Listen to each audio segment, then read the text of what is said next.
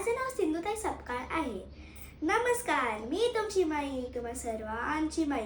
चुकलं माकलं तर माफ करा बेटा, आपण भाषण केलं तरच रक्षण मिळतं बेटा.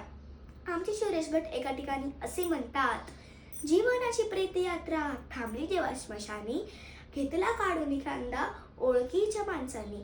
हो बेटा, ओळखीची माणसं नेहमी खांदा काढून जातात, ह्याची आपल्याला नोंद असली पाहिजे. दुःख व्यक्त करत बसू नका, दुःख पचवायला शिका.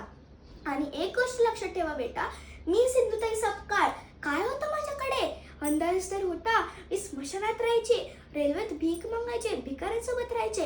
मी भिकाऱ्यांना जेवायला दिले की ते मला संरक्षण द्यायचे. आणि एक गोष्ट लक्षात ठेवा बेटा, मी भिकारी 70 वर्ष जगू शकते. 70 हजारो लेकरांची माय होऊ शकते, 200 बायांची जावई, 150 सुनांची सासू, 250 गायांची आई, 750 पुरस्कारांची मालकण आणि 4 राष्ट्रपती पुरस्कारांची सन्मानी सिंधुताई सपकाळ जिंदाबाद. और हम भी किसी से कम नहीं. मी 22 देशात जाऊन आले. मला वाटलं नव्हतं मी इतकी मोठी होईल. तिकडचे सगळे मराठी लोक मला बघून एकच म्हणायचे, जय महाराष्ट्र, नऊवारी बेस्ट. माझं लिहिलेलं पुस्तक फक्त कर्नाटकाच्या 10वी क्रमालाच आहे, पण महाराष्ट्रात नाही आहे.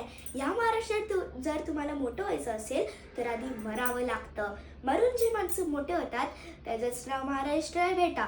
म्हणून तुम्ही खूप शिका, खूप मोठे व्हा. माझा आशीर्वाद तुमच्या पाठीशी आहे बेटा. जय हिंद, जय महाराष्ट्र. धन्यवाद.